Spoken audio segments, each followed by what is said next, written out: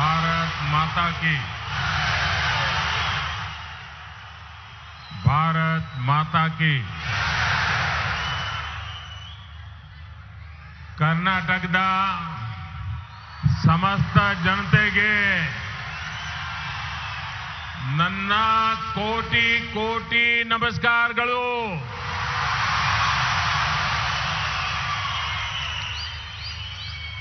मंच पर विराजमान पूज्य स्वामी जी, कर्नाटका के गवर्नर श्री थावरचंद गहलोत जी, यहां के लोकप्रिय मुख्यमंत्री श्री बसवराज बोम्मई जी, पूर्व मुख्यमंत्री श्रीमान येदियुरप्पा जी, केंद्रीय मंत्रिमंडल के मेरे सहयोगीगण, राज्य सरकार के मंत्री, सांसदगण, विधायकगण, अन्य सभी महानुभाव और विशाल संख्या में पधारे हुए मेरे प्यारे भाइयों और बहनों,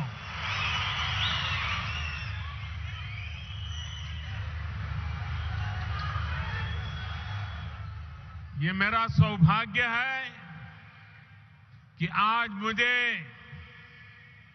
बेंगलुरु में एक बहुत विशेष दिन पर आने का अवसर मिला है। आज कर्नाटका की, देश की दो महान संतानों की जन्म जयंती है।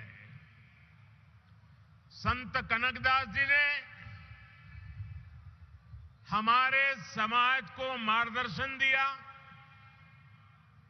तो उनके ओवावाज ने हमारे गौरव, हमारी संस्कृति की सुरक्षा के लिए योगदान किया। मैं इन दोनों विभूतियों को पुनः एक बार नमन करता हूं। साथियों, आज इन महान विभूतियों को सम्मान देते हुए हम बेंगलुरु के कर्नाटका के विकास और विरासत दोनों को सशक्त कर रहे हैं। आज कर्नाटका को पहली made in India Vande Bharat train मिली। ये ट्रेन चेन्नई, देश की स्टार्टअप कैपिटल बेंगलुरु और धरोहरों के शहर मैसूरू को आपस में जोड़ती है। कर्नाटका के लोगों को अयोध्या, प्रयागराज और काशी के दर्शन कराने वाली भारत गौरव काशी दर्शन ट्रेन, इसकी भी आज शुरुआत हुई है। आज केम्पेगौड़ा इंटरनेशनल एयरपोर्ट के दूसरे टर्मिनल का भी उद्घाटन हुआ है। मैंने सोशल मीडिया पर एयरपोर्ट के नए टर्मिनल की कुछ तस्वीरें पोस्ट की थी और आज वहां जाकर लगा कि नया टर्मिनल तस्वीरों में जितना सुंदर दिख रहा है, उससे भी ज्यादा भव्य है, आधुनिक है। ये बेंगलुरु के लोगों की बहुत पुरानी मांग थी, जो अब हमारी सरकार पूरा कर रही है। साथियों, मुझे नाड़ प्रभु केम्पेगौड़ा जी की 108 फीट की प्रतिमा के अनावरण और उनके जलाभिषेक का भी अवसर मिला।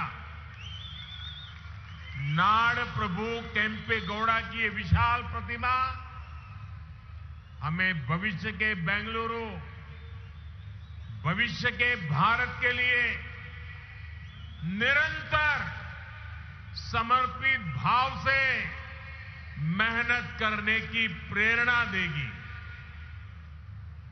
भाइयों और बहनों, ये मेरा सौभाग्य है कि आज पूज्य स्वामी जी ने जिस प्रकार से आशीर्वाद दिए, जिस प्रकार से भावना प्रकट की, मैं हृदय से उनका आभार व्यक्त करता हूं।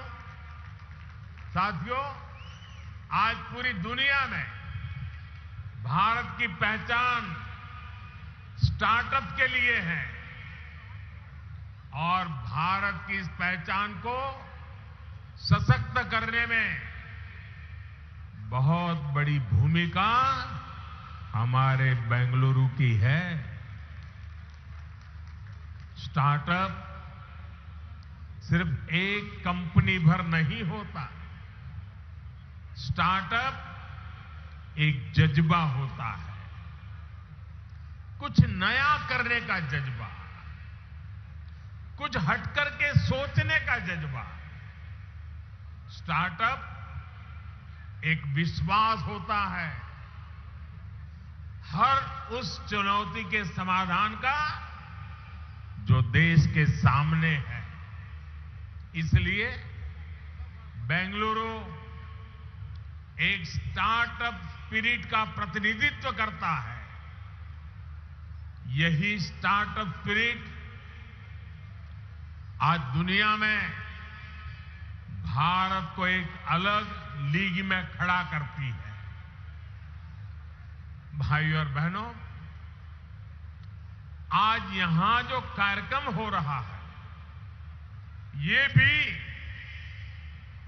बेंगलुरु की इसी युवा स्पिरिट का प्रतिबिंब है। आज शुरू हुई वंदे भारत एक्सप्रेस भी सिर्फ एक नई ट्रेन नहीं है, बल्कि ये नए भारत की नई पहचान है। 21वीं सदी में भारत की रेलवे कैसी होगी, ये उसकी झलक है। वंदे भारत एक्सप्रेस इस बात का प्रतीक है कि भारत अब रुक रुक चलने वाले दिनों को पीछे छोड़ चुका है।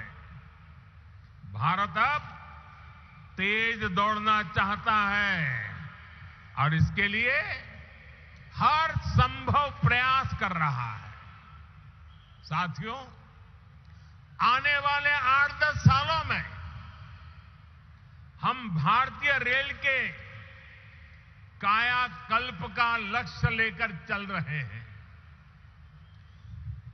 400 से ज्यादा नई वंदे भारत ट्रेनें, विस्टाडोम कोचेज भारतीय रेल की नई पहचान बनने वाले हैं। मालगाड़ियों के लिए डेडिकेटेड फ्रेट कॉरिडोर, ट्रांसपोर्टेशन की गति बढ़ाएंगे और समय भी बचाएंगे। तेजी से हो रहा ब्रॉडगेज परिवर्तन का काम नए नए क्षेत्रों को रेलवे के मैप पर लेकर आ रहा है और इन सब के बीच आज देश अपने रेलवे स्टेशनों को भी आधुनिक बना रहा है। आज आप बेंगलुरु के सर एम विश्वेश्वरैया जी के रेलवे स्टेशन जाते हैं तो एक अलग ही दुनिया का अनुभव होता है। हमारा लक्ष्य देश के बड़े रेलवे स्टेशनों को इस प्रकार आधुनिक बनाने का है। इसी सोच के साथ यहां कर्नाटका में भी बेंगलुरु कैंटोनमेंट, यशवंतपुर रेलवे स्टेशनों का भी कायाकल्प किया जा रहा है। साथियों, विकसित भारत के निर्माण में हमारे शहरों के बीच कनेक्टिविटी की भी बड़ी भूमिका होगी। देश में एयर कनेक्टिविटी का ज्यादा से ज्यादा विस्तार हो, हमारे एयरपोर्ट्स का विस्तार हो, ये आज समय की मांग है। बेंगलुरु एयरपोर्ट का नया टर्मिनल इसका उपयोग करने वाले पैसेंजर्स के लिए नई सुविधा लेकर आएगा। आज भारत दुनिया में एयर ट्रैवल के सबसे तेजी से बढ़ने वाले मार्केट में से एक है। जिस तरह देश आगे बढ़ रहा है, उसी तरह एयरपोर्ट्स पर पैसेंजर्स की संख्या भी बढ़ रही है। इसलिए हमारी सरकार देश में नए एयरपोर्ट्स का भी निर्माण करा रही है। 2014 से पहले देश में 70 के आसपास एयरपोर्ट थे, 70। अब इनकी संख्या 140 से ज्यादा हो गई है, डबल। बढ़ते हुए ये एयरपोर्ट्स हमारे शहरों का बिजनेस पोटेंशियल बढ़ा रहे हैं, नौजवानों के लिए नए अवसर भी बना रहे हैं। साथियों, आज पूरी दुनिया में भारत में निवेश के लिए जो अभूतपूर्व विश्वास बना है, उसका बहुत बड़ा लाभ कर्नाटका को भी मिल रहा है। आप कल्पना कीजिए, बीते 3 वर्ष जब पूरी दुनिया कोविड से प्रभावित रही, तब कर्नाटका में लगभग 4 लाख करोड़ रुपए का निवेश हुआ। पिछले वर्ष एफडीआई को आकर्षित करने में कर्नाटका देश में अग्रणी रहा है। और ये जो निवेश हो रहा है, ये सिर्फ आईटी सेक्टर तक सीमित नहीं है, बल्कि बायोटेक्नोलॉजी से लेकर डिफेंस मैन्युफैक्चरिंग तक हर सेक्टर का यहां विस्तार हो रहा है। देश में एयरक्राफ्ट और स्पेसक्राफ्ट इंडस्ट्री में 25% हिस्सेदारी ये हमारे कर्नाटका की है। देश की सेना के लिए जो एयरक्राफ्ट और हेलीकॉप्टर हम बना रहे हैं, उसमें से लगभग 70% यही बनते हैं। देश में इलेक्ट्रिक व्हीकल मैन्युफैक्चरिंग में भी कर्नाटका बहुत आगे है। आज फॉर्च्यून 500 कंपनियों में से 400 से अधिक कंपनियां कर्नाटका में काम कर रही है, और ये लिस्ट लगातार बढ़ रही है। ये सब कुछ इसलिए हो रहा है क्योंकि आज कर्नाटका डबल इंजन की ताकत से चल रहा है। भाइयों और बहनों, आज बात चाहे गवर्नेंस की हो या फिर फिजिकल और डिजिटल इंफ्रास्ट्रक्चर के निर्माण की, भारत एक अलग ही लेवल पर काम कर रहा है। आज पूरी दुनिया हैरान होती है जब भारत के डिजिटल पेमेंट भीम यूपीआई के बारे में सुनती है, क्या 8 वर्ष पहले ये कल्पना करना भी संभव था? Made in India, 5G technology, क्या ये सोचा भी जा सकता था? इन सब में बेंगलुरु के युवाओं की, यहां के प्रोफेशनल्स की बहुत बड़ी भूमिका है। 2014 से पहले के भारत में ये चीजें कल्पना से परे थी। इसका कारण ये है कि तब जो सरकारें थी उनकी सोच ही पुरानी थी। पहले की सरकारें स्पीड को लग्जरी तो स्केल को रिस्क मानती थी। हमने ये धारणा बदल दी है। हम स्पीड को भारत की आकांक्षा मानते हैं और स्केल को भारत की ताकत मानते हैं। इसलिए आज भारत पीएम गति शक्ति नेशनल मास्टर प्लान के तहत देश में इंफ्रास्ट्रक्चर का विकास कर रहा है। हम सभी साक्षी हैं कि कैसे अतीत में इंफ्रास्ट्रक्चर के निर्माण में सबसे बड़ी समस्या तालमेल की रहती थी। जितने ज्यादा विभाग, जितनी ज्यादा एजेंसियां, उतनी ही देरी निर्माण में होती थी। इसलिए हमने तय किया कि सबको एक प्लेटफॉर्म पर लाया जाए। आज पीएम गति शक्ति नेशनल मास्टर प्लान के तहत 1500 से ज्यादा लेयर्स भी हैं।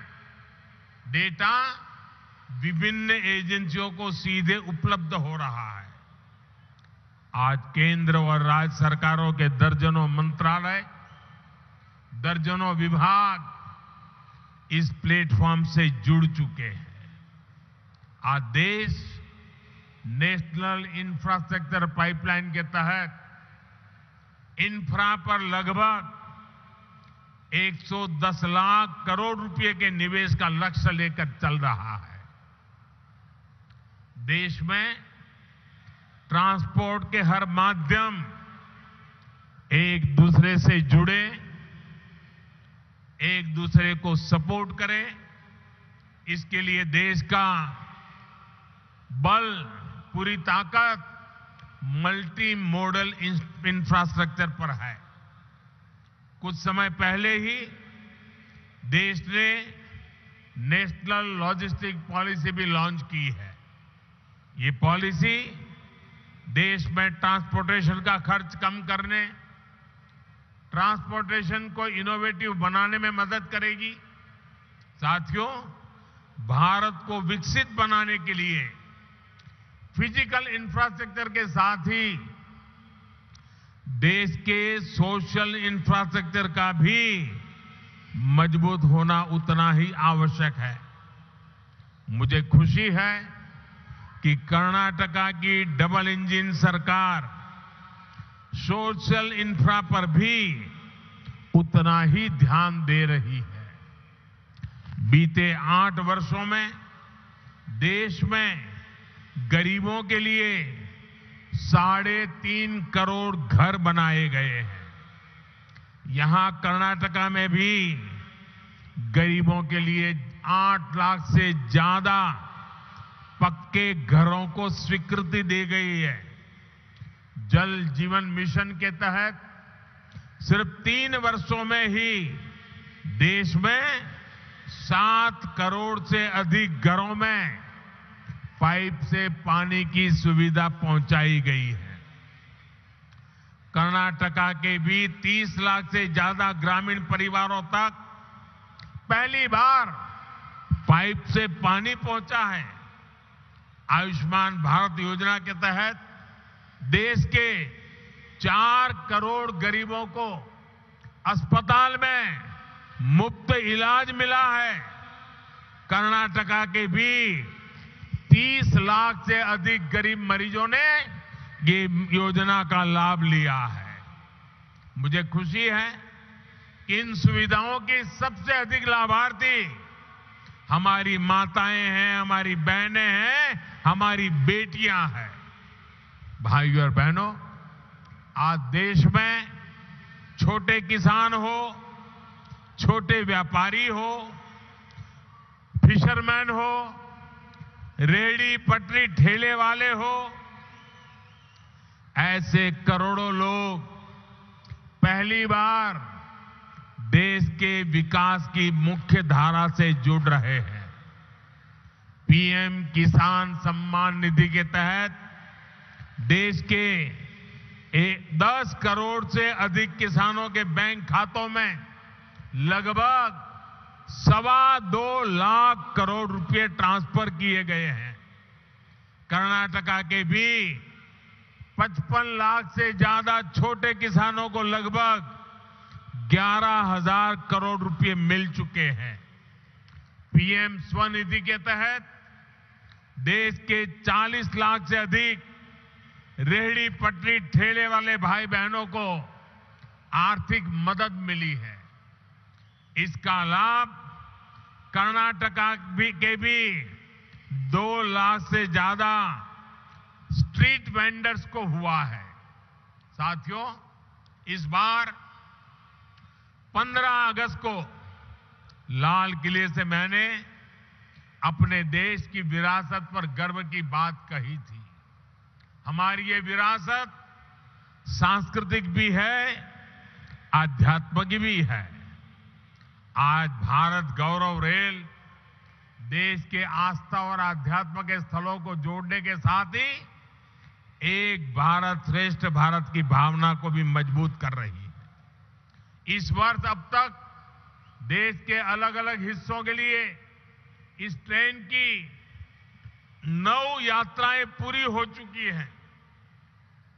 शिरडी मंदिर हो, श्री रामायण यात्रा हो, दिव्य काशी यात्रा हो, ऐसी सभी ट्रेनों का यात्रियों को बहुत सुखद अनुभव रहा। आज कर्नाटका से काशी, अयोध्या और प्रयागराज के लिए यात्रा शुरू हुई है। इससे कर्नाटका के लोगों को काशी, अयोध्या के दर्शन करने में मदद मिलेगी। भाइयों और बहनों, भगवत भक्ति और सामाजिक शक्ति से कैसे समाज को जोड़ा जा सकता है, इसकी प्रेरणा हमें संत कनकदास जी से भी मिलती है। एक तरफ उन्होंने कृष्ण भक्ति का रास्ता चुना और दूसरी तरफ कुल कुल कुल वेंदु होड़े दाड़दिरी कहकर उन्होंने जाति के आधार पर भेदभाव को खत्म करने का संदेश दिया। आज पूरी दुनिया में मिलेट्स यानी मोटे अनाज के महत्व को लेकर के चर्चा हो रही है। संत कनकदास जी ने उस दौर में ही मिलेट का महत्व स्थापित कर दिया था। उनकी रचना थी राम धान्य चरिते। उन्होंने कर्नाटका में सबसे ज्यादा पसंद किए जाने वाले मिलेट रागी का उदाहरण देते हुए सामाजिक समानता का संदेश दिया था। भाइयों और बहनों, आज हमारा प्रयास है कि बेंगलुरु शहर का विकास वैसे ही हो जैसे नाड़ प्रभु केम्पे गौड़ा जी ने कल्पना की थी। इस शहर की बसावट यहां के लोगों को केम्पे गौड़ा जी की महान देन है।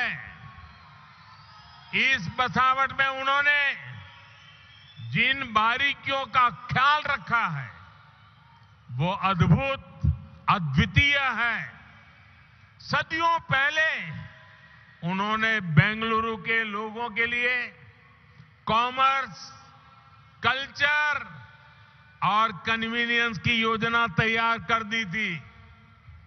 उनकी दूरदृष्टि का फायदा आज भी बेंगलुरु के लोगों को मिल रहा है। आज व्यापार, कारोबार, उसके रूप रंग भले ही बदल गए हो, लेकिन पेटे आज भी बेंगलुरु की कॉमर्शियल लाइफलाइन बना हुआ है। नाड़ प्रभु केम्पे गौड़ा जी का बेंगलुरु की संस्कृति को भी समृद्ध करने में अहम योगदान है। यहां का मशहूर गवि गंगाधरेश्वर मंदिर हो या बसवनगुड़ी इलाके के मंदिर, इनके जरिए केम्पे गौड़ा जी ने बेंगलुरु की सांस्कृतिक चेतना को हमेशा के लिए जीवंत बना दिया। बेंगलुरु शहर के लोग इस शहर की ऐसी बेमिसाल बसावट के लिए केम्पे गौड़ा जी के हमेशा आभारी रहेंगे। साथियों, बेंगलुरु अंतर्राष्ट्रीय शहर है। इसे हमें अपनी विरासत को संवारते हुए आधुनिक इंफ्रास्ट्रक्चर से समृद्ध करना है। ये सबका प्रयास से ही संभव है। एक बार फिर आप सभी को नए प्रोजेक्ट के लिए मैं बहुत बहुत बधाई देता हूं। पूज्य संतगण ने आकर के आशीर्वाद दिए, मैं उनका आभार व्यक्त करता हूं। और इतनी बड़ी तादाद में उमंग और उत्साह से भरे हुए कर्नाटका के नौजवान, कर्नाटक की माताएं बहनें, यहां का किसान हमें आशीर्वाद दे रहा है। मैं हृदय से आपका बहुत बहुत आभार व्यक्त करता हूं। धन्यवाद।